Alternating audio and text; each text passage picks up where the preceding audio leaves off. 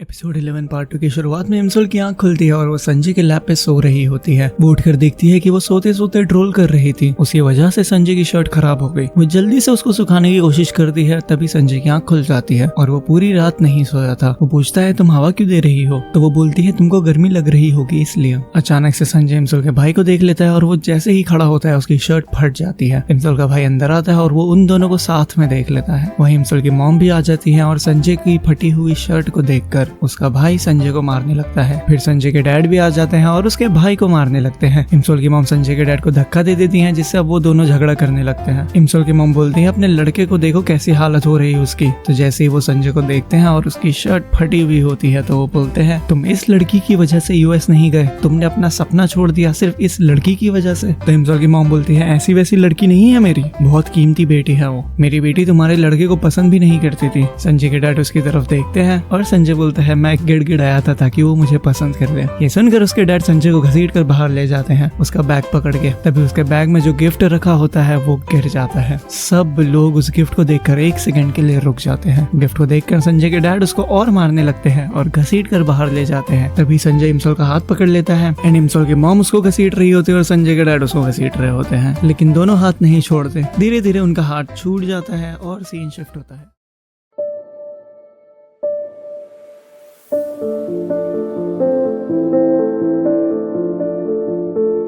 संजय और Im Sol call पे बात कर रहे होते हैं और वो पूछते हैं कि वो गिफ्ट तुम्हारा नहीं था ना। संजय बोलता है क्या तुम मुझ पे शक कर रही हो, तो बोलती है नहीं नहीं नहीं मैं पूरा बिलीव करती हूँ तुम पे। संजय बोलता है क्या तुम मुझ पे 100% बिलीव करती हो। दोनों के बीच एक साइलेंस हो जाता है एंड वो बोलता है मुझे पता है तुम मुझ पे बिलीव नहीं करती, मैं प्रूफ लेके आऊंगा 1 घंटे के अंदर। संजय पूरा ध्यान लगा के सोचता है कि वो गिफ्ट मेरे बैग में आया कहाँ से, और उसे याद आ जाता है कि जब वो जोरोंग से मिलने गया था तो उसने गलती से अपने बैग में रख दिया था। वो उसको कॉल लगाता है पर उसका फोन बंद आता है, तो अपने एक दूसरे फ्रेंड को कॉल लगा के कंफर्म करता है कि वो गिफ्ट जोरोंग का ही है। तो संजय बहुत गुस्सा हो जाता है, बोलता है कि मेरी इज्जत बचाने के लिए उसको 1 घंटे के अंदर भेजो। सीन शिफ्ट होता है और ग्रैंडमा मीटिंग बैठाती है सबकी। वो बोलती है संजय अब बड़ा हो गया है, उसने मिसअंडरस्टैंडिंग क्लियर करने के लिए सबको बुलाया है। तो शुरू करते हैं कि वो मूवी किसने देखी थी जो रेंट पे ली गई है। तो संजय बोलता है मैंने रेंट पे ली थी बट देखी नहीं, और वो प्रूफ करने के लिए अपना डीवीडी प्लेयर लेके आता है। तो मॉम पूछती है तुमने ली क्यों फिर, तो वो बताता है मुझे जो दिखा मैंने उठा लिया क्योंकि काउंटर पे इतनी खूबसूरत लड़की खड़ी थी।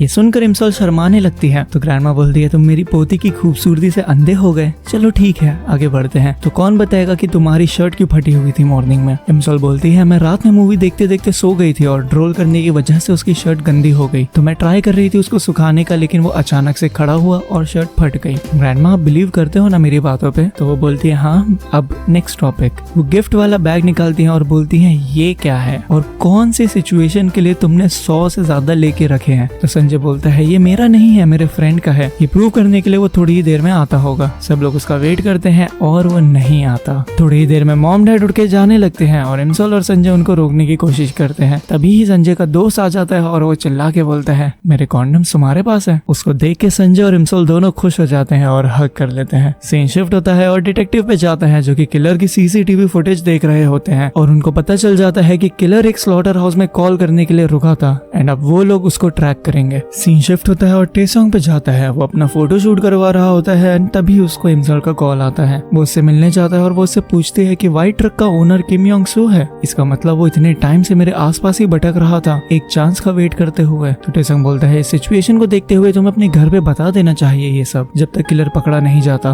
वो बोलती है कि मैं नहीं बता सकती, तुम भी इस बात को सीक्रेट रखना। तो वो बोलता है फ्री में, एटलीस्ट मुझे ट्रीट तो दो। तभी संजय आ जाता है और वो बोलता है कि मैं ट्रीट देता हूँ। वो दोनों एक रेस्टोरेंट में चले जाते हैं एंड संजय बोलता है कि तुम इमसोल से ज्यादा मिला मत करो। तो टेसोंग बोलता है दोस्त पहले हम खा ले शांति से। वो बोलता है तुम मुझे फ्रेंड क्यों बुला रहे हो, हम फ्रेंड्स थोड़ी हैं। टेसोंग बोलता है हम लोग साथ में सो चुके हैं और अब खाना भी खा रहे हैं, तो ऑफ कोर्स हम फ्रेंड्स हुए ना, एंड अब तो इमसोल तुम्हारी गर्लफ्रेंड भी बन चुकी है, उसके लिए कंग्रेचुलेशंस। और दोनों साथ में ड्रिंक करते हैं। संजय पूछता है वैसे इमसोल ने जो सीक्रेट बताया है और बोली है कि किसी को नहीं बताना, वो क्या है। तो टेसोंग बोलता है तुमने हम लोगों की बातें सुन ली थी, इसीलिए तुम मुझे डिनर पे लेके आए हो ताकि मैं तुम्हें उसके बारे में सब बता सकूं। वो बोलता है हाँ इसीलिए तो लेकर आया, वरना मैं क्यों लेके आता। टेसोंग बोलता है कि मुझे उसने मना करी है कि मैं किसी को भी नहीं बताऊं। तो संजय बोलता है मैं कोई स्ट्रेंजर थोड़ी हूँ। तो टेसंग बोलता है अगर तुम्हें इतना ही जानना है तो जाके अपनी गर्लफ्रेंड से ही पूछ लो। दोनों बहुत ज्यादा ड्रंक हो जाते हैं और इमसोल के बारे में ही बातें कर रहे होते हैं। टेसंग बोलता है मैं बहुत ज्यादा जेलस हूँ तुमसे और मैं इमसोल को बहुत ज्यादा पसंद करता हूँ, क्या वो सच में 1 महीने के बाद जा रहे हैं? तो वो सैडली बोलता है कि मुझे नहीं पता।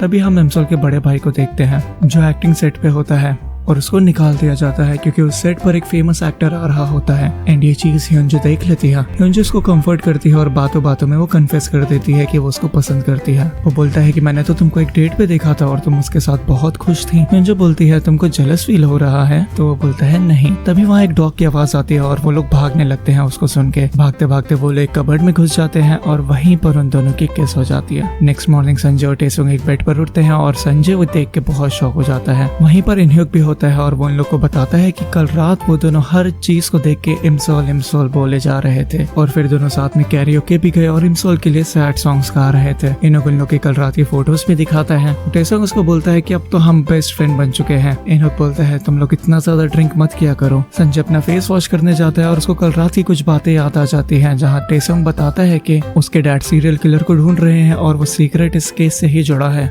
इनह्यूक टेसंग को बताता है कि उसे क्लब से निकाल दिया गया है एंड आज उसका लास्ट डे होगा। टेसंग बोलता है सिंस अब तुम्हारा लास्ट डे है परफॉर्मेंस का तो मैं तुम्हारे ये परफॉर्मेंस को प्रमोट कर दूंगा। तभी हम देखते हैं कि वो सीरियल किलर को डिटेक्टिव ने पकड़ लिया है एंड डिटेक्टिव इमसोल को कॉल करके बताते हैं। ये सुन के वो बहुत खुश हो जाती है। संजय इमसोल को इनह्यूक के परफॉर्मेंस में बुलाता है। इमसोल वहाँ पे जाती है बट संजय वहाँ पे नहीं होता। तभी इनह्यूक एक गेस्ट वोकलिस्ट को बुलाता है जो कि संजय होता है। संजय वहाँ पे अपना गाना गाना स्टार्ट कर देता है एंड इमसोल वो देख के बहुत खुश हो जाती है। खुशी खुशी में उसके थोड़े आंसू भी निकलने लगते हैं एंड उसके पीछे टेसंग खड़ा होता है जो इमसोल को सैडली देख रहा होता है। तभी हमको दिखाया जाता है कि वो सीरियल किलर भाग गया है एंड यहीं पर एपिसोड 11 खत्म होता है।